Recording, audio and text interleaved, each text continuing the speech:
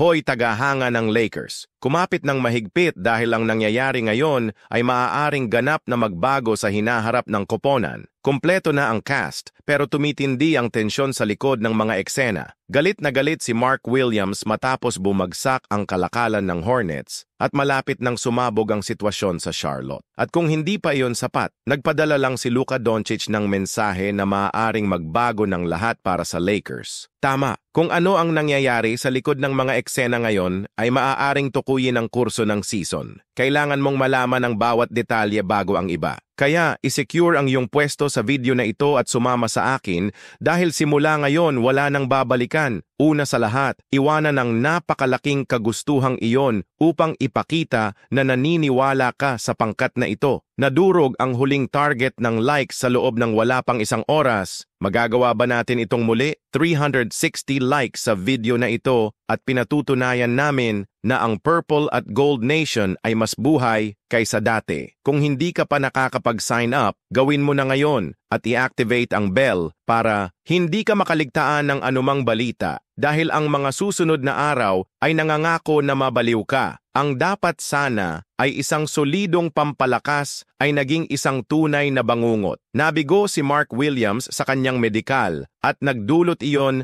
ng pagbagsak ng lahat. Resulta, bumalik siya sa Charlotte habang bumalik sa roster ng Lakers sina Cam Reddish at Dalton Knecht. Pero calm down, hindi pa kasi tapos ang soap opera. May mga chismis na maaaring humingi ng exit si Williams sa kanyang kontrata at kung mangyari iyon, nasa pole position ng Lakers para muling pumirma sa kanya. Kaya, magkakaroon ba ng panibagong panganib si Rob Pelinka? Ito ba ay nagkakahalaga ng pagpasok ng isang manlalaro na nagtaas na ng mga pagdududa tungkol sa kanyang pisikal na kondisyon? Ang board ng Lakers ay nagbibigay pansin at maaaring ito na ang kanilang huling pagkakataon upang palakasin ang koponan bago ang huling yugto ng season. Kung pinagkakatiwalaan mo ang cast na ito at naniniwala kang malayo ang mararating nila, magkomento ngayon. Nagtitiwala ako sa cast. Tingnan natin kung gaano karaming mga tagahanga ang talagang naniniwala sa lakas ng koponan na ito. Ngayon, may magandang balita na maaaring magbago ng lahat. Pagkatapos ng mga linggong pagliban at paghihirap, maaaring sa wakas ay kumpleto na muli ang Lakers roster. Nagbabalik sina Gabe Vincent, Dorian Finney-Smith at Jackson Hayes. Nangangahulugan ito na ang pag-ikot ng koponan ay magiging mas malakas na kung ano mismo ang kailangan ng Lakers para sa huling yugto na ito. Ngunit ngayon ay dumating ang nag-aalab na tanong. Sa wakas ay magpapatuloy ba ang pangkat na ito at ipakita ang buong potensyal nito? Kung naniniwala kang mas malakas ang Lakers kaysa dati, i-type ang "We're ready." Ipakita natin na ang mga tagahanga ay nasa likod ng koponan, ang plano ni LeBron. At para sa mga nag-aalala tungkol kay LeBron James, maaari kang makahinga ng maluwag. Pinili ng King na huwag maglaro sa All-Star Game, lahat para panatilihing buo ang kanyang pisikal na kondisyon. Mukhang isang mapanganib na hakbang, ngunit ito ay may katuturan. Ang season ay umaabot na sa pinakakritikal na yugto nito, at ang bawat laro ay magiging isang tunay na labanan ng buhay at kamatayan. Alam ito ni LeBron at gustong maging 100% para sa playoffs. Nilinaw na niya na ang kanyang layunin ay pangunahan muli ang Lakers sa titulo. At kung mayroon mang makakagawa nito, siya iyon. Kung naniniwala kang sisikat si LeBron, magkomento ngayon, magniningning si LeBron.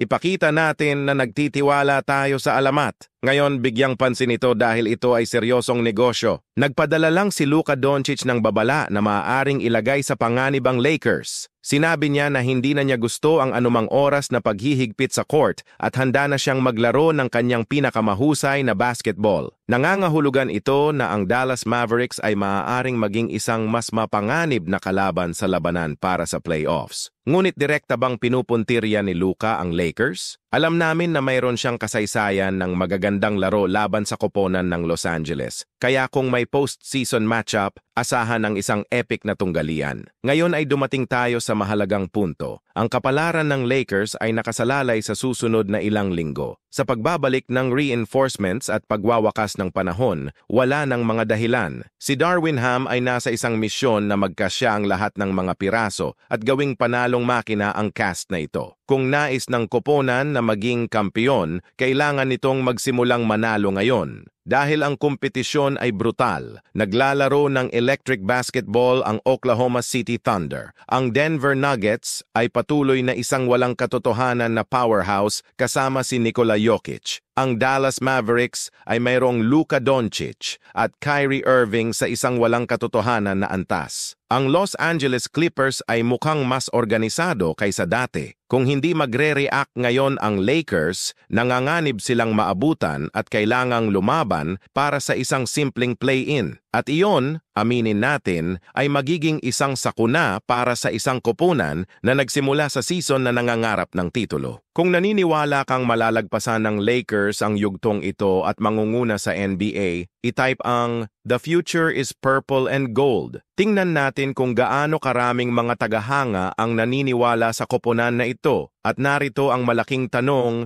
na walang gustong harapin. Paano kung mabigo ang Lakers ngayon? Naisip mo na ba ang isang Lakers na wala si LeBron James? Well, ang posibilidad na ito ay hindi na napakalayo. Ilang beses nang nilinaw ni LeBron na gusto niyang makipagkompetensya para sa isang titulo.